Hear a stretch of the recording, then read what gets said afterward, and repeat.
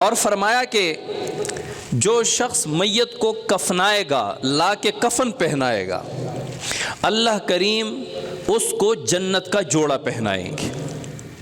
جو میت کو کفن پہنائے گا، اللہ کریم اس کو جنت کا جوڑا پہنائیں گے۔ یہ کیا ہے؟ اس میت کے خدمت میں مسلمانوں کو لگانے کے لیے اتنے فضائل بیان کر رہے ہیں کہ کہیں یہ مسلمان اپنے مسلمان بھائی کی میت کی بے اکرامی نہ کرے۔ تو جس طرح اسلام آنے سے پہلے بچیوں کو زندہ درگور کیا جاتا تھا، اس کو بوجھ سمجھا جاتا تھا، تو اسلام نے بچیوں کے ایسے حقوق بیان کر دیے کہ یہ رحمت ہے۔ جس نے 3 بیٹیوں کی خدمت کی، کفالت کی، نکاح کیا، وہ جہنم سے اس کے لیے آڑ بنے گا۔ جس نے 2 کی اس کے لیے بھی، جس نے 1 کی اس کے لیے بھی۔ تو لوگوں نے بیٹیوں کو رحمت سمجھنا شروع کر دیا۔ تو شریعت نے کہا کہ کہیں ایسا نہ ہو کہ مسلمان اپنے مردوں کو ایسے ہی نہ پھینک دیں اور ان کی بے اکرامی نہ کریں۔ تو اسلام نے کیا خوبصورت انداز میں زندوں کو بتایا کہ غسل دو گے تمہارے گناہ معاف ہوں گے، کفن پہناؤ گے تمہارے لیے جنتی جوڑا تیار پڑا ہوگا۔ اور پھر لے جانے میں فضیلت کیا بیان فرمائی؟ ایک ہے مسنون طریقہ، کامل مسنون طریقہ۔ وہ یہ ہے کہ ایک بندہ چارپائی، جو جنازہ ہے، جنازے کی جو چارپائی ہے، اس کے چاروں جو کونے ہیں، چاروں کونوں میں سے ہر ایک کونے کو پکڑ کر 10 قدم جائے، 10 قدم جائے آگے، پھر دوسرے، پھر تیسرے۔ اس کا صحیح طریقہ یہ ہے، کوئی جنازہ جا رہا ہے تو آپ نے پہلے جنازہ مثال کے طور پہ ایسے جا رہا ہے، اس کا سر یہ ہے، پاؤں اس طرف ہے، تو پہلے یہ جنازے کا جو دایاں پاؤں ہے اس کو اپنے دائیں کندھے پہ رکھ کے، اس کا مطلب ہے کہ آپ کچھ اس چارپائی کے نیچے آ جائیں گے۔ میں مسنون طریقہ بتا رہا ہوں، کامل مسنون طریقہ جنازہ اٹھانے کا۔ لوگ اٹھاتے ہیں اور بھاگتے رہتے ہیں۔ یہ پائنتی جو ہے نا، پاؤں، دایاں پاؤں، اگلا دایاں پاؤں اپنے دائیں کندھے پہ رکھنا ہے، 10 قدم گئے، پھر یہ دوسرے کو پکڑایا، پھر دایاں پچھلا پاؤں اپنے دائیں کندھے پہ رکھنا ہے اور 10 قدم چلنا ہے، پھر وہ کسی اور کا پکڑا کے آگے آ کر اگلا بایاں پاؤں وہ اپنے بائیں کندھے پہ رکھے، یعنی جنازہ یہ ہے، اس کا بائیں کندھے پہ آپ نے چارپائی رکھی، 10 قدم گئے، پھر پچھلے بائیں جو پاؤں ہے وہ اپنے بائیں کندھے پہ رکھ کے 10 قدم چلنا، یہ 40 قدم ہو جائیں گے۔ بہت فضیلت آئی ہے۔ پھر اس کے آداب بتائے کہ جنازے کے آگے نہیں چلنا، جنازے کے پیچھے چلنا ہے، جنازے کے سائیڈوں پہ نہیں چلنا۔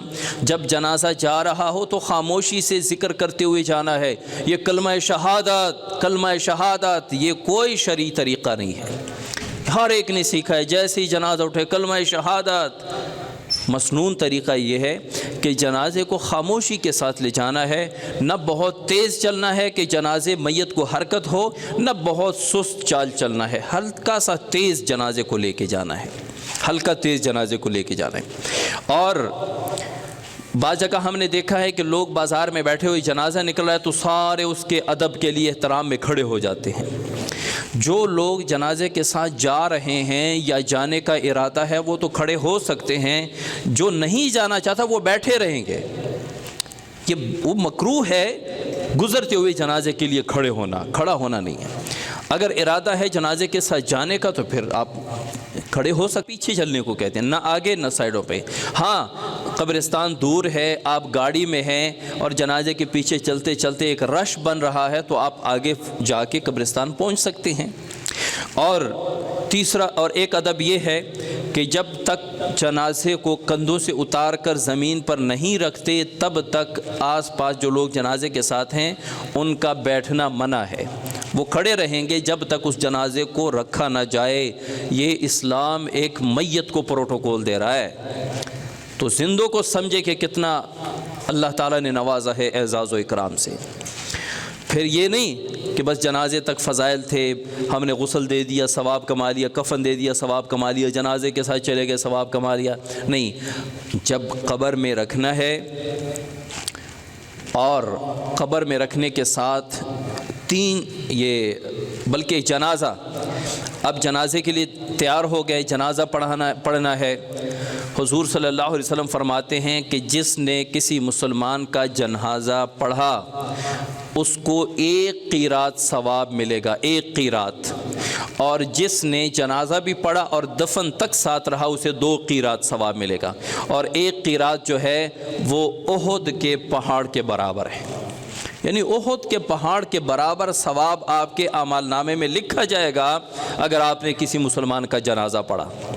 تو جب بھی آپ کو پتہ چلے کہ مسلمان کا جنازہ ہے، تھوڑا سا کام روک کے اس کے جنازے میں شریک ہو جاؤ، اس میں اور بھی فائدہ ہے۔ رسول اللہ صلی اللہ علیہ وسلم فرماتے ہیں کہ جس مسلمان کے جنازے میں 40 افراد اکٹھے ہو گئے، 40 افراد نے جنازہ پڑھایا، رسول اللہ صلی اللہ علیہ وسلم فرماتے ہیں کہ اللہ تعالیٰ ان 40 کی سفارش اس میت کے حق میں قبول فرماتے ہیں۔ اور اگر وہ میت کوئی اللہ کا ولی ہے، کوئی بخشا ہوا بندہ ہے، تو پھر اس کی وجہ سے اللہ تعالیٰ جنازہ پڑھنے والوں کی مغفرت فرماتے ہیں۔ تو جنازے میں ضرور شرکت کیا کریں، لیکن دیکھ لیا کریں مسلمان کا جنازہ ہے، کوئی بدعقیدہ نہیں ہے، کوئی صحابہ کو گالیاں دینے والے کا جنازہ نہیں ہے، کہ مسلمان کا جنازہ ہے، تو یہ دیکھ کے پھر آپ اس جنازے میں شریک ہوا کریں۔ تو یہ حضور صلی اللہ علیہ وسلم، اچھا پھر جب اس کو دفنا دیا، قبر میں رکھ دیا، دفنا دیا، تو اب اس پر مٹی ڈالنے کا ثواب کیا ہے؟ رسول اللہ صلی اللہ علیہ وسلم فرماتے ہیں لا تحقرن من المعروف شیئا، کسی نیکی کو چھوٹا نہ سمجھو، یہ کیا کام ہے، چھوٹا سا کام ہے، اس کو کیا کرنا ہے، ہم بڑی نیکیاں کرتے، کسی نیکی کو چھوٹا نہ سمجھنا۔ قیامت والے دن ایک بندہ لایا جائے گا، اس کے عمل نامے، اس کی نیکیوں کا پلڑا ہلکا ہو جائے گا، گناہوں کا پلڑا بھاری ہو جائے گا، تو ایک تھیلا لایا جائے گا اور اس تھیلے کو اس نیکیوں کے پلڑے میں ڈالا جائے گا، اس تھیلی کو نیکیوں کے پلڑے میں ڈالا جائے گا، وہ نیکیوں کا پلڑا بھاری ہو کے زمین کے ساتھ لگ جائے گا اور گناہوں کا پلڑا ہلکا ہو جائے گا۔ وہ کہے گا یا اللہ یہ کیا ہے، یہ کون سا عمل ہے جس کی برکت سے، ایک تھیلا ہی تو ہے جس کی برکت سے میرے سارے نیکیوں کا پلڑا بھاری ہو گیا؟ تو اسے کہا جائے گا کف تراب القیتہ فی قبر مسلم، وہ ایک مٹھی مٹی ہے جو تو نے مسلمان کے قبر میں ڈالی تھی۔ اب یہ ایسی جگہ ہے کہ اس میں کوئی نام نمود، کوئی نمائش کے لیے، کوئی نام بنانے اور شہرت کے لیے کوئی کام نہیں کرتا، اللہ کی رضا کے لیے مٹی ڈالتا ہے۔ تو جو کام اللہ کی رضا کے لیے تھوڑا بھی ہو تو بڑا وزنی ہوتا ہے، تھوڑا بھی ہو خالص ہو، تھوڑا ہو ستھرا ہو، تھوڑا ہو اللہ کے لیے ہو، تو اس کا وزن بہت بھاری ہوتا ہے۔